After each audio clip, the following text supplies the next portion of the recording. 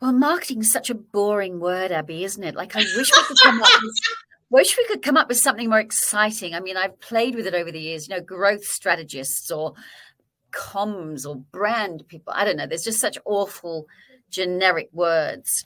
1, 2, 3, 4. Welcome to the Redefining Sales podcast, where we reimagine and redefine sales in a digital world. In this new series, we have absolutely scoured the world to bring you only the best of the very best.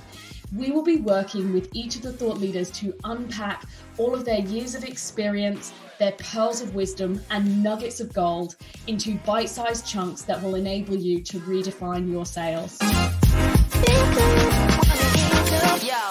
Welcome to the Redefining Sales podcast. My name's Abby White. I'm the CEO of Sales Redefined and host of the Redefining Sales podcast.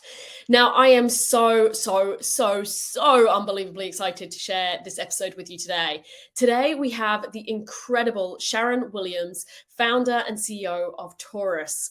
Taurus is an incredible marketing agency based out of Sydney who have done the most incredible things over the past 20 plus years. In this conversation with Sharon, I actually genuinely think I'm going to call it. It's a big call.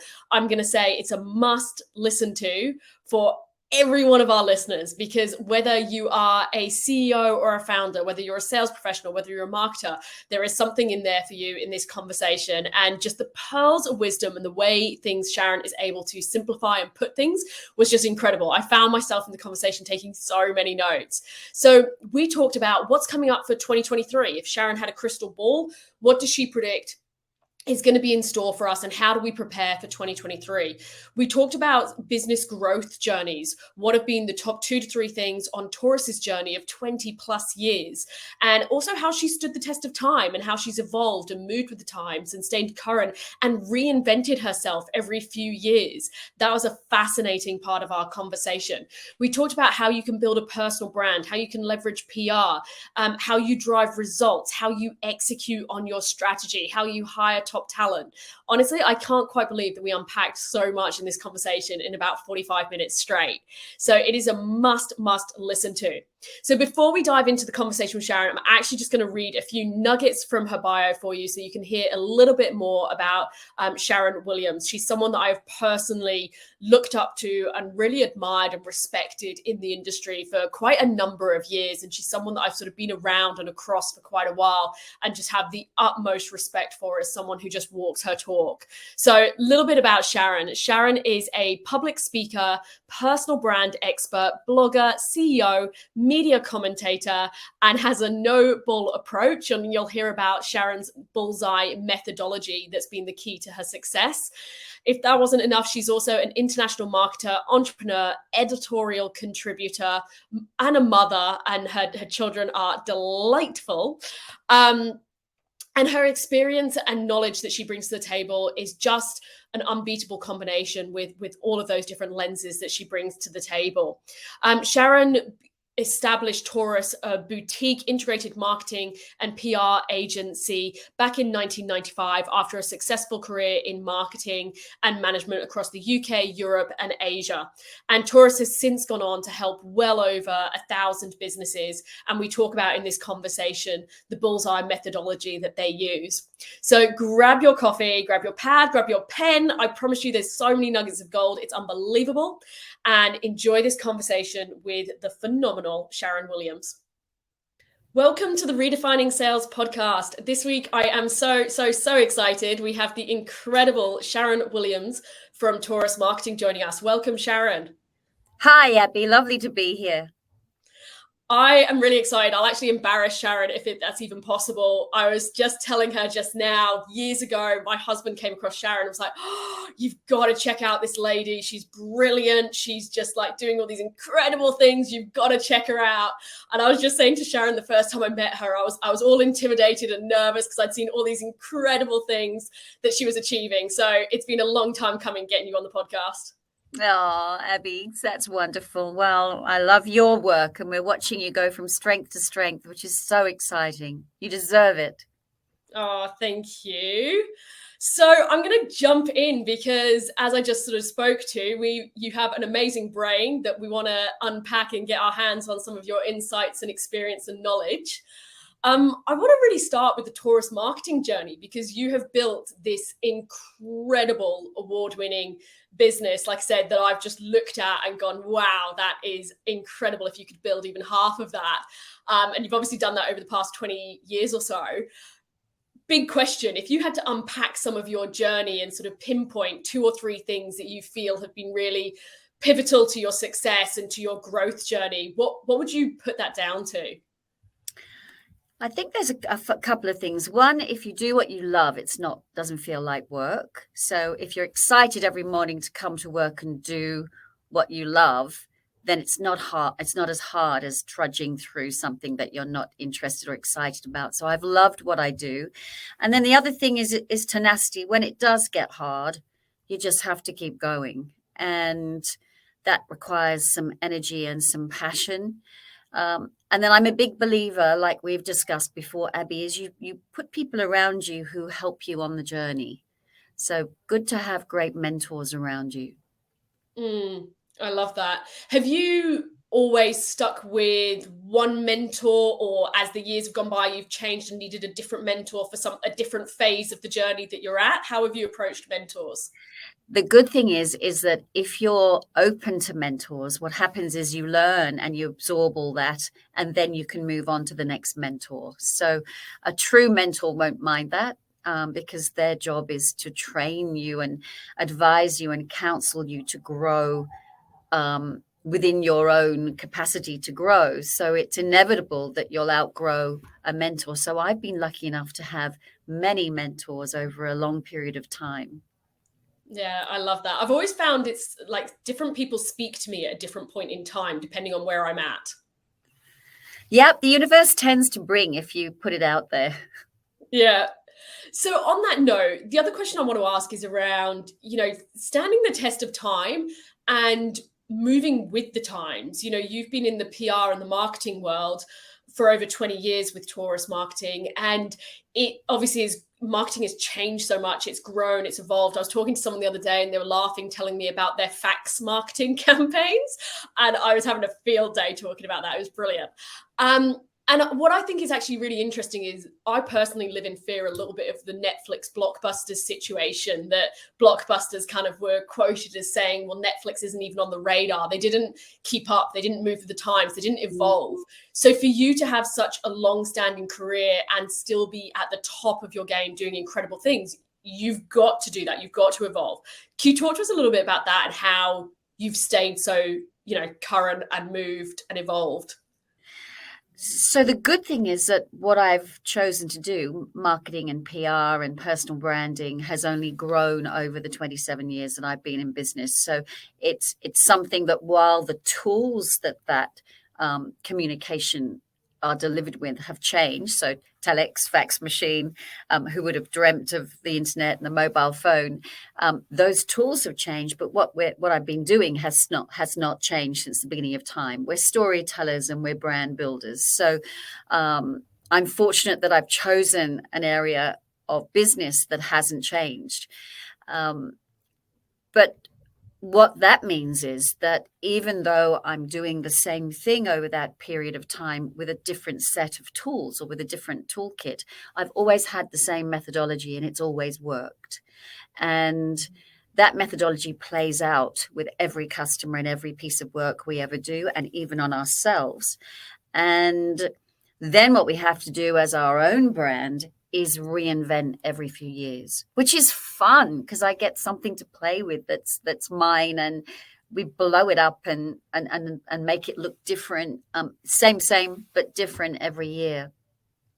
Can you talk to us about your methodology? Because actually, I think it's something that in your messaging, in your own methodology, your bullseye methodology, it comes across so strongly and impactful. Do you mind? Can we ask you about your methodology and your approach? Because I know you put over 1,000+ businesses through your sort of proven methodology. Yes, I think we're over 1,000 now. And the bullseye methodology is all about working backwards from the end game. And the idea that if you were throwing a dart at a dartboard, you'd want to hit center. So the center is always the business dollars, what we want to achieve in revenue. And that is for a charity or a business. And then we work the circles of influence from that to make them happen. Marketing, business revenue, then marketing plans, internal comms, external comms, all the different toolkit that I've got now to play with it. And that's why my job's so much fun, because every year I get a new thing to play with. There were apps, then there's crypto, then there's TikTok, then there's sorts of these avenues of communication grow every year for me to play with. And those tools are fit round the wheel of the methodology, the bullseye. And then, of course, what wraps that bullseye up, that target image, is return on investment and actually delivering tangible results and KPIs. I've never worked for anybody who didn't demand results. And I love that. I think that's probably why it resonates with me so strongly, because I think, unfortunately, some marketing, and I'm making a broad brush statement here, has a really bad reputation for not delivering an ROI. And I know you've always really looked at, well, how are we going to drive the result? How are we going to drive the outcome? Because otherwise you've got to ask the question, why are we doing it? Yeah, absolutely. And, if we all had the answers and we knew what was going to bring an ROI, there wouldn't be a need for marketing departments, and we'd just go out and do exactly what we all wanted and bring in the dollars. And the fact is that we have to fight for the dollars, and we have to test. And because we're selling mostly to humans change and are different, and we have to adapt our approach to be able to bring them into our world, which is what communications is all about. So I've loved it, Abby. I've had such fun in my career, and the fact that I've got different tools to be able to learn, at the moment I'm consumed with digital marketing and SEO and selling via the web. That's my new big thing, and the digital transformation of businesses. And of course, we've had digital transformation for ages, but now we're bringing digital transformation back into small businesses and even professional services businesses. And I'm really on that bandwagon at the moment and enjoying the learning that I'm having to do to get across that. I love that you're always learning. That is also, I think, I look at themes when I'm interviewing on the podcast, and what themes can I pick up and what can I learn from people like yourself. And I love that there's that always learning mindset. There's no, well, I've been doing this for 27 years. It's the always learning. Absolutely. And as a leader, I've had the absolute privilege of being a leader and a manager and a CEO for 27 years. And one is always learning in that role as well. One never quite gets there. And I'm sure people have come through Taurus and experienced my leadership, but I would hope that my leadership has grown and evolved over the years. And there is still more to learn. Every day I learn something. Every day I get to improve the way I do things. And surely that's what keeps us excited. Yeah, I love that. And I think I think there's no fun to be had in standing still. So No. on that note, I'm curious, you mentioned there about reinventing yourself every sort of 3 odd years, but also staying true to the sort of core principles of Taurus.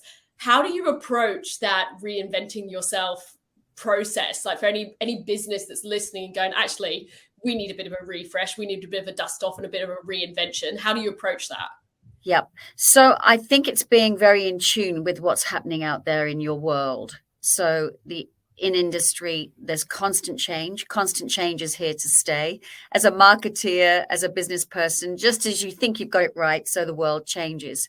So it's being on top of that change and making sure that you're relevant and ready to be answering the need of that world as it evolves.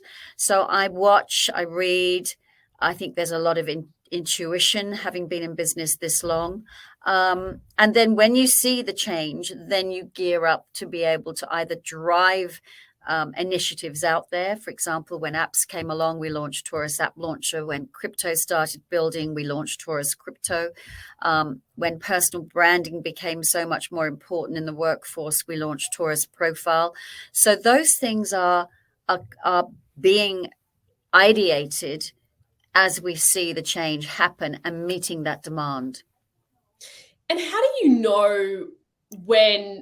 know the ones to pick and when? So for example, crypto, my perception of it is there was a lot of talk of, oh, is this just a fad? Is it going to blow over? Is it here to stay? Too early, not too early? When do I embrace and adopt? There was sort of a lot of questions. So how do you pick the ones to jump on? Sure. Well, I think the beauty of that is that you and I have always worked in tech, and we're both coming from a tech background. So we're pretty good at sniffing out the trends. And there's, of course, a lot of trends with tech that do and don't work. The Y2K was one of those. And if you think of some of the technologies that have come over the years that didn't work out, one has to have a very good sniff factor to work out way up whether they are going to take off or not. And crypto has worked out well for some and not for others, as has technology. And right now, of course, crypto is in the doldrums and is in the dumps. But for a while, certainly, a lot of people became very rich. A lot of people didn't, but a lot of people did. And I was working for technologies that were trying to make that crypto world safer. And I was passionate about that, and also they were entrepreneurs that I've worked with for a very long time, 20 years plus, who were proven and had done a lot of research. So again, I mean, life is a risk and a journey, and not everything works. I mean, really, if you think about Taurus App Launcher, we got that off the ground and launched a lot of apps, but now there is much less marketing required to launch apps, because apps a lot now are free, rather than even being made money out of.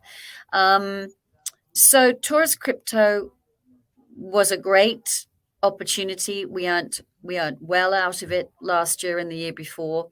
And what's great is we usually get an initiative, trial it, deliver it, test it, and then we name it and it becomes a service and a product. So we don't usually create something that we haven't actually had a few runs on the board and won at. Yeah, I love that. I really, really love that. It's funny, we will always do something ourselves as a campaign or use a supplier or whatever it might be first. We're the sort of number one guinea pig before putting it out there. Yeah. So what are tips? Oh, sorry, you go. It's good practice. Oh, absolutely. I want to step back a little bit to marketing, because marketing is such broad brush and it means something different to different people. And, you have conversations with people that, I can't stand marketing, or marketing's this. Yeah. If I lined up 10 people, they'd all have a different perception of what it is. What do you wish more people knew about marketing? Well, marketing is such a boring word, Abby, isn't it? Like, I wish we could come up with something more exciting. I mean, I've played with it over the years, growth strategists or comms or brand people. I don't know. There's just such awful generic words. And so marketing, geez, it's so boring. But anyway, marketing, what is marketing? Well, marketing is supposed to be taking what you've got out to the people who want it and encouraging them to buy and allowing them to find it easily and purchase. And that's actually really exciting. Whereas the word marketing is really very outdated. And yes, it's a bit like HR, isn't it? We kind of get a groan. Marketing, the marketing department. You kind of go to marketing and give them an idea and it might get implemented 10 years down the track. So I don't think we've got a very good rap as marketeers, but I do think we've got a good rap if we say, and what I say I do, is I build people, brands, and businesses. And I think that's really exciting. So the people that work for me, I build them. I build people, so personal brands. Very, very proud that a lot of our Taurus alumni are out there as leaders in their field. Head of marketing at Canva, head of marketing at big organizations, and, you know, taking that training that they got with me and with Taurus out into the world, and then putting that methodology that we had through these great brands. So I'm very, very proud of that. I literally get out of bed and that to do that, and it turns me on about my career and what we've achieved as a business. And then, of course, I build brands. And that's exciting too, to build a brand out of nothing. They're the best when you get them totally, you know, new, or they get a business that's been built but had never really branded. And then I build businesses. So the tangible thing is that when you get a company from the top 300 ASX listed into the top 200, then that's a significant move. When you see revenue goals being met, I think that's very exciting. But the word marketing doesn't really sum up any of that, does it? And you're right, it's got such a bad rap, and just different interpretation to everybody. Well, I love yours, marketing. You see, you're clever. You've done something different. And I think that's fabulous. And marketing should be linked with sales. I mean, it should have a revenue KPI. So you and I have always been very aligned on what we're trying to achieve for companies. It's no good having a great marketing department or a great brand and doing all these campaigns if the sales team can't sell, and vice versa. So very frustrating for a sales team who don't get what they need from marketing. And as you know, there's always been this loggerhead between the two traditionally. You know, whereas you and I feel very much the same about this, that they should be intertwined. And of course, now we've got Martech to help us. And so we are moving faster and more furiously and more competently than probably we've ever been able to move before. Yeah. And do you think there's also a level of, on that note, you can probably also have a bit more attribution and tracking and so on to be able to go, well, hang on, this is the part that the marketing component played in that journey and in the story. And so you can, it's sort of historically, I feel like, and tell me if I'm wrong on this, but I feel like sometimes it was hard to track, and it still is. But I think now you can probably, with some of the MarTech that's available, be able to track attribution a little bit better, and therefore be able to go, hang on, this is actually the part of that story that marketing participated in. Do you know where I'm going with that? Yes, absolutely. I think you're right. And what we've got is a much better set of tools now to be able to measure than we used to.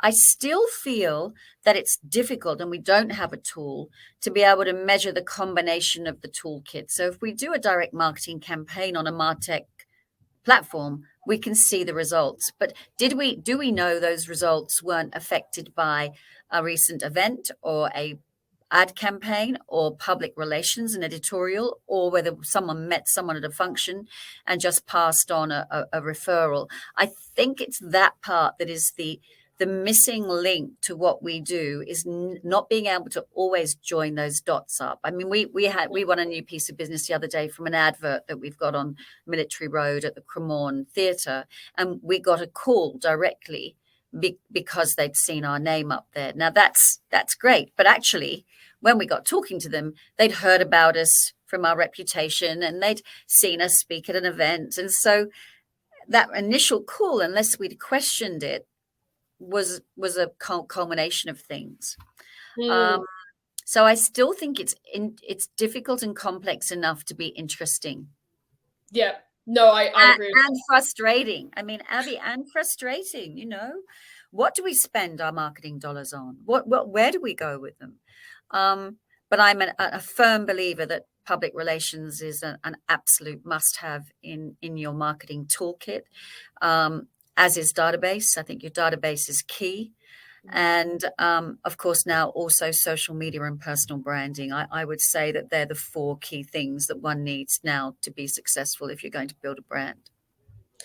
So can I tap into the personal branding part of that? Because my perception right now is we used to historically think of personal branding very much along the lines of, oh, the CEO and the founder needs a personal brand. I think what's interesting right now, for us, we work with a lot of sales professionals. I think they need to have a personal brand, and it's interesting the part they play in the journey as well. And I'm finding that really, really fascinating, how it's more people across the organization that do also need to have a personal brand. And so I'm curious to get your take on that. And the second part to that question, I'm sort of going to double you up a little bit, is I'm finding there's a reluctance in that. So we're finding that some salespeople, they'll happily present to C-level execs, a boardroom, but ask them to post on LinkedIn. And I appreciate that's just one aspect, but or put themselves out there in any shape or form, personal brand. And suddenly just absolutely the fear factor, and I can relate to that, crops up. So can you talk to us about, it's a big topic there, but personal brand beyond just the CEO? Yeah. Abby, you are so right. People are reluctant to do this. As much as they're consumers of social media and consumers of LinkedIn, people are strangely reluctant to put themselves out there often with what they're doing to earn a living.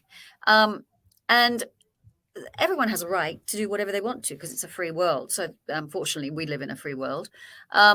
And so I don't think people should be pressured to do it, but I think they should be invited to do it.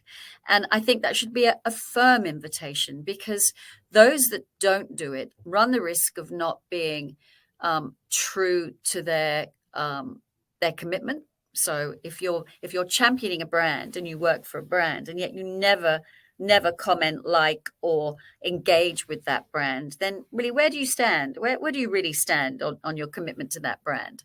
So I think it raises questions. And it also it allows you to miss an opportunity to make a connection and endorse a buying decision that may be well on its way. And I think that's sad. I don't think people really realize that. I don't think they realize that, actually, tardiness or laziness, or just I don't feel like doing it, or it doesn't suit me, or I'm not that kind of person. Actually, those sorts of attitudes and behaviors relate directly back to the success you're going to have, or you're not going to have, in the corporate and enterprise space.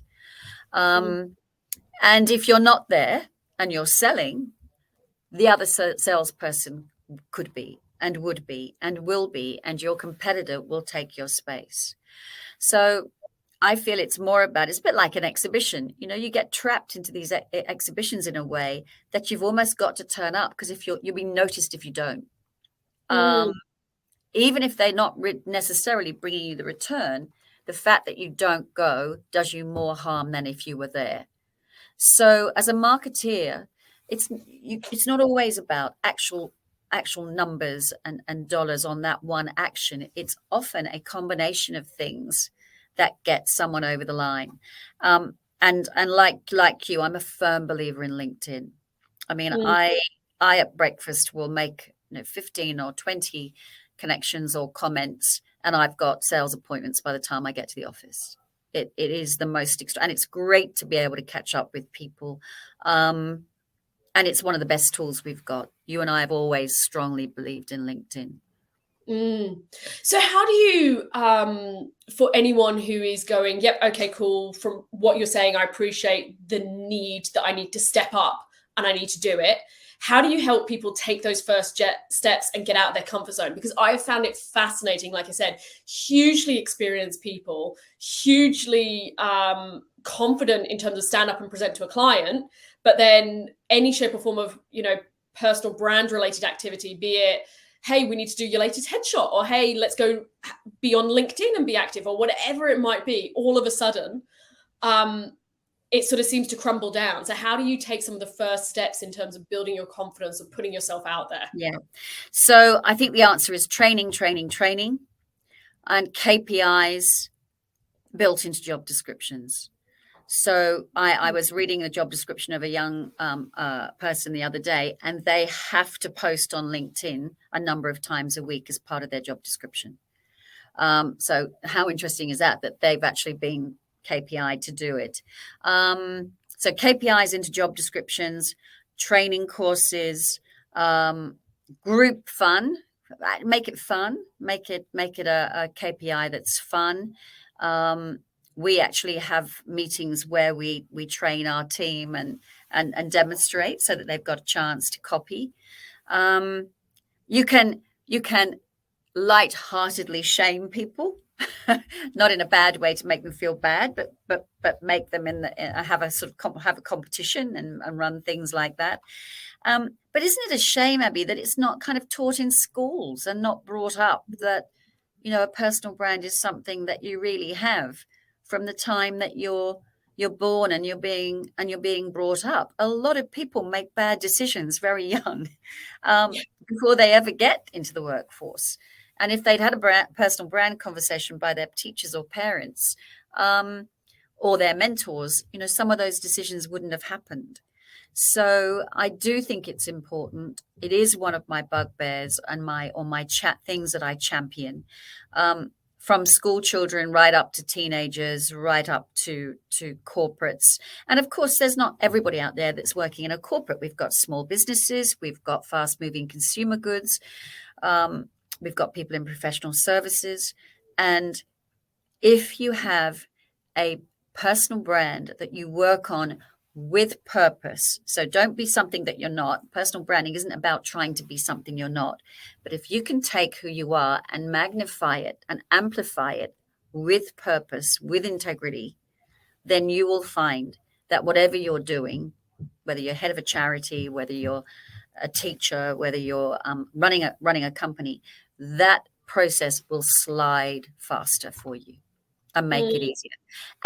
And what it does, by the way, is it makes it very clear who you are and what you stand for, which means that people will either like you or they won't. But at least you've stood up for what you stand for. And then they have a very clear chance to be attracted to you and what you do or not. And as you know, being in sales and being in business, we actually want to get rid of the time wasting, because we don't want to waste people's time with them coming to us if we're not their thing. So let's be clear about what is our thing so they find us easily and we don't waste time talking to people who we're not their thing. And how do you feel? I think some people feel nervous, and I certainly have put myself in this camp at times, that for those where you get, you know, the negative comment or the I think that's sort of some of the fear is, oh, if I put this opinion out there, or I put this thought out there, or this is what I stand for, that, you know, you may or may not get some shape or form of backlash or negativity that comes with part and parcel of putting yourself out there. So what's your sort of thoughts around that part of the equation? I think that's a very clever thing and sensible thing to raise. The fact is that if you're in a position of authority and if you're in a position of leadership, one has to be careful what one puts out in public. And often our private and personal views are not necessarily the right ones to display, particularly with our new woke world that we're living in, and our politically correct world. Certainly some of the things that we would like to comment on about, it's best to keep quiet, because it actually would deflect from your personal brand than actually build it. So I think it's one has to conduct oneself in a sensible way without attracting negative comment. And that doesn't mean you don't have an opinion, but one has to think about keeping away from polarizing topics and conversations. And if you want to do, there's no harm in being polarizing. I'm pretty strongly opinionated myself, but there's no point putting something out there if you know it's going to alienate half your target audiences. So it's about being sensible not to do that. And if you put up something pretty safe but educative and someone has been unpleasant, you can delete the comment. You can delete the comment, or you could ignore it. I don't know about you, Abby, but I very rarely get any negative comments on LinkedIn or on social. And I don't post everything I think because I'm representing a company. You know, it's not just me. I mean, if it was just me and I didn't have a leadership position on multiple organizations, I could say what I like and not care. but I don't. I represent organizations and have to be mindful of how I present them. Yeah. And I do think it's important to focus on the fact that a personal brand is about being yourself with purpose and on purpose. It's not about you being anything you're not. So when I work with leaders, it's about finding out who they are and directing them into a public persona that amplifies the good in them and their core values. It's not about going, oh my gosh, you've got to be something that you're not. You might need a confidence boost and be trained to be a better speaker or a better professional on LinkedIn, but you're not going to be told or taught to say things that just don't ring true with you as a human. That's not what it's about. It's about taking who you are and amplifying it. I love that. You just said that so well. I love that. I've got, when someone says something, you're like, oh, that's brilliant. I'm keeping that one. That's going to be a one I listen back to. I've got to tap into your other superpower around PR. So you listed out 4 different aspects that have sort of contributed to growth and that everyone should be looking at. And you talked about PR, which I know is a huge strength and superpower for you and the Taurus team. Can you talk to us a little bit around that? Because again, PR is, and I'll actually own this one. I think I've misunderstood in the past what PR is and isn't. And it's been a learning curve for me recently as I've started to engage with it. So can you talk to us when you're saying PR is one of the 4 things you should consider? What do you mean by that and what should we be considering? Okay. So paid advertising is terrific if you're a consumer brand. You wouldn't not have a consumer brand and you wouldn't have a consumer brand and not think of advertising. But advertising is paid for. You design a beautiful ad and you pay for that space. PR, public relations, is working out where your target audiences are and tailoring third-party editorial commentary to those individuals. So it's someone else saying something good or commenting about your brand, which isn't you paying for that space. It's actually somebody who has an editorial head or journalistic head saying, I think that brand is authentic enough and interesting enough for us to talk about it and print something or post something online. And I think that editorial third-party testimonial and endorsement is invaluable. It's thought leadership. It's putting you out there in front of people and allowing them again to see who you are and what you stand for in terms of your personal brand. And what it is it's people that are not paid to do so. They are actually making a judgment based on you and who's out there in the market. And I think that's really valuable. And these days, when you think of any of the big companies, the person at the head and the leadership team are hugely instrumental in the success of that brand. And I would be I'm always very keen to see the CEO or the spokesperson of a company out there in the media. That's interesting. And how, if people haven't been on that path and been on their journey and it's almost overwhelming of, I've been meaning to do that and I know that I should do that, but how? Where do you start other than engaging someone fantastic like yourself, which is a very good answer too? Oh, Abby, I think Google is a great place to start. Google, what is PR? What does it do for you? There's great books out there on PR, PR examples. PR, if you Google PR examples, you can get the Public Relations Institute. Even just being aware of things that you like personally. What got your attention yesterday? What got your attention this morning? What was it? Was it an ad? Was it something you read? Was it something that you saw an ad, then you read something, then you heard about it? So public relations Google's a great place to start, and also looking at your own experiences of what you like and what you've noticed. So in other words, your own little network of case studies of what works for you. Okay, I like that. That's a good one. And it's a good time to be talking about it, because at the point that this conversation is going to go out to our lovely audience, a lot of people are probably going to be in 2023. I had to think about that then. What year are we in? 2023 planning mode, preparation mode, as we're sort of starting to get sorted. What, if you had a crystal ball, what do you think is ahead for us in 2023, and what can people start to be thinking about and planning now to prepare for that, if you've got a crystal ball? Yeah. Look, the economy and the environment is going to be taxing, possibly, and interest rates, inflation. So I would suggest that everybody have their emergency fund ready, so that if the business does fall on difficult times, you've got that cash flow protection. And then I would say be bullish. Go out there. We've seen this before, many, many years. We've had difficult years. And go for it, and literally go for it, and don't be shy. So on the one hand, make sure you've got your safety net of revenue there, little pool of emergency fund, just like the barefoot investor. Have your emergency fund there so that you've got the money if things do go a little pear-shaped. But on the other hand, no brands do well in a year like next year promises to be about going away and hiding. There's no point in hiding, unless of course you've got so much business you don't know what to do with it.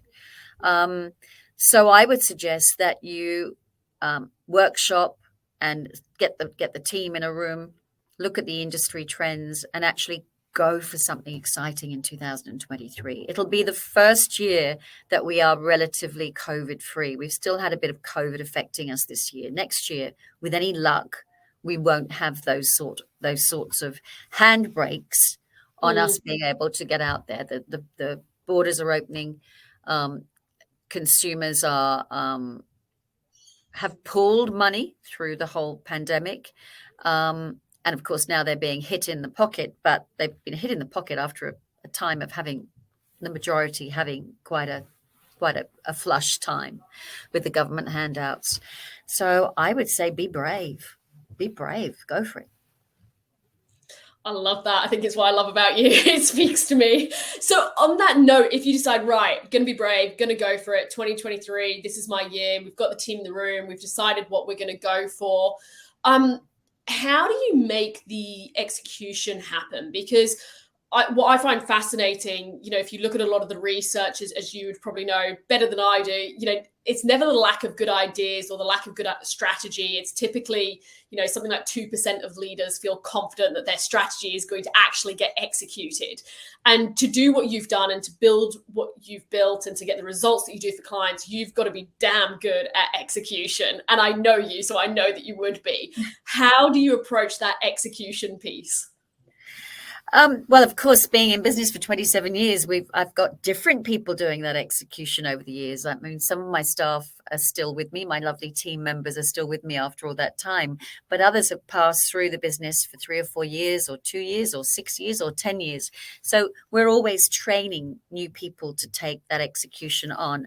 And I like having my team in-house to do things, but I also use outsourced facilitators.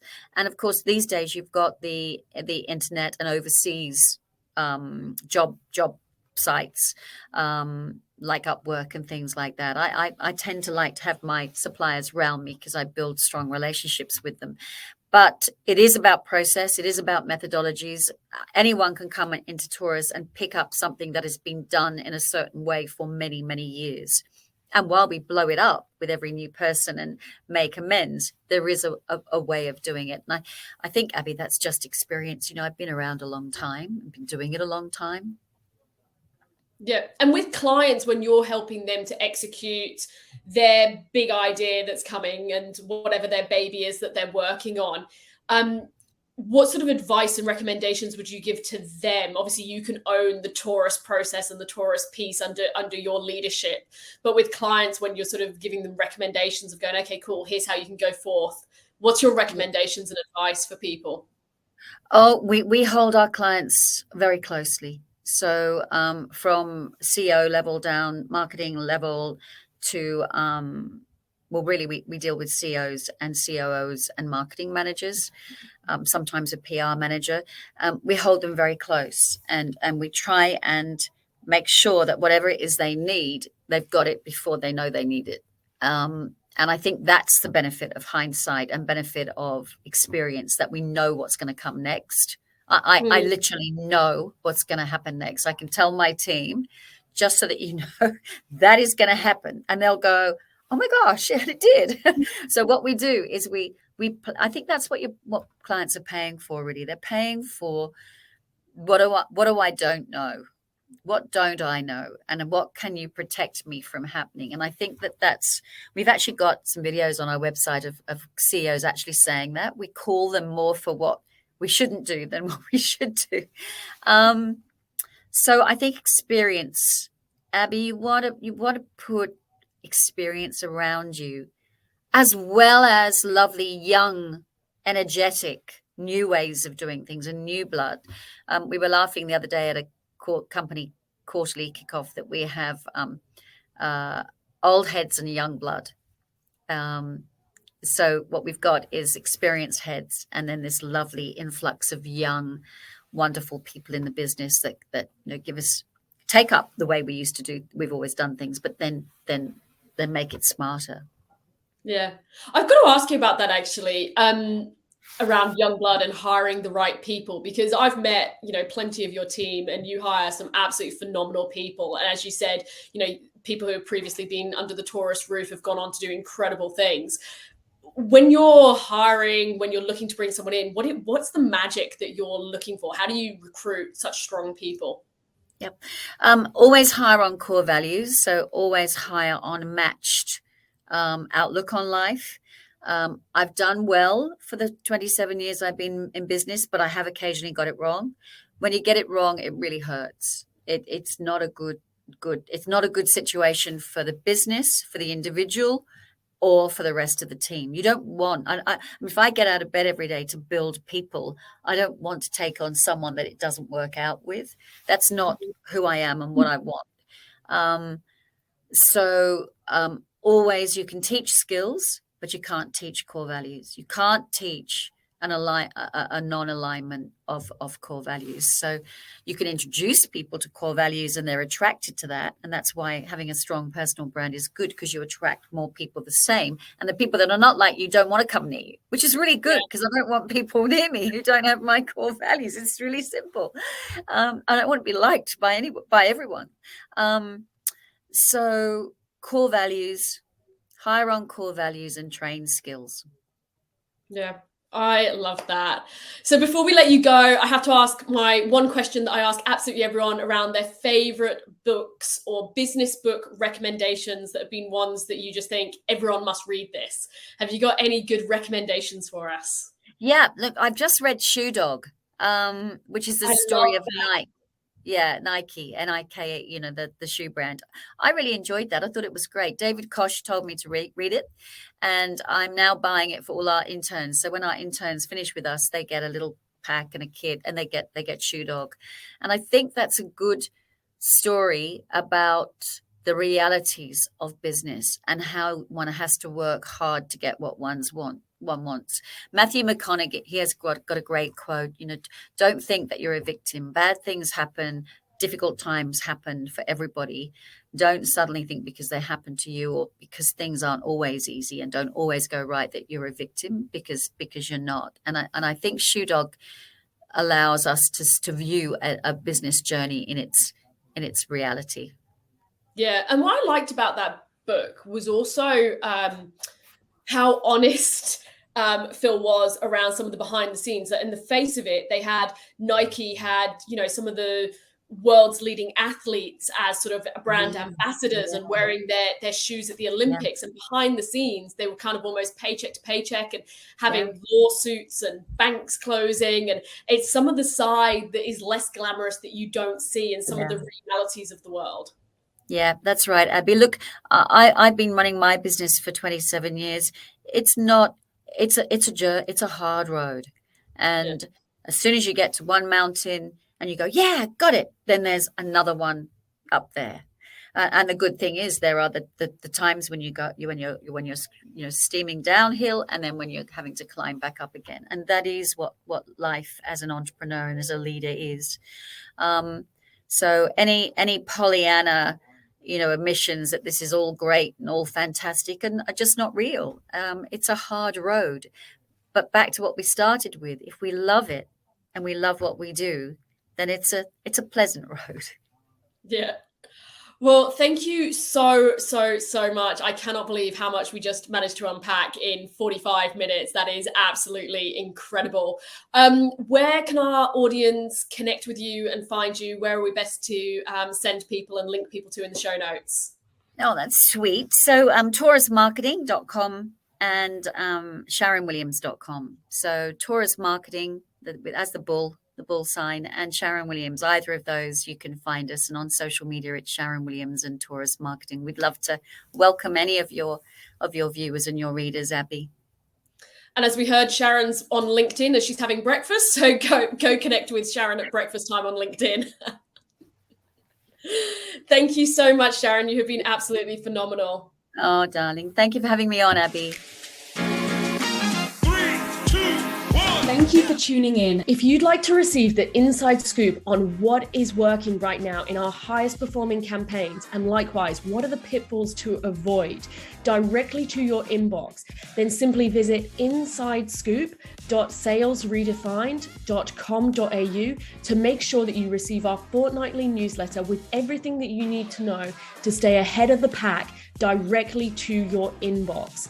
And finally, before you leave us, don't forget to subscribe to Redefining Sales podcast so that you never miss an episode. And if you enjoyed it, we would really appreciate it if you could leave us a comment or perhaps share it with a friend or colleague who you know would enjoy it.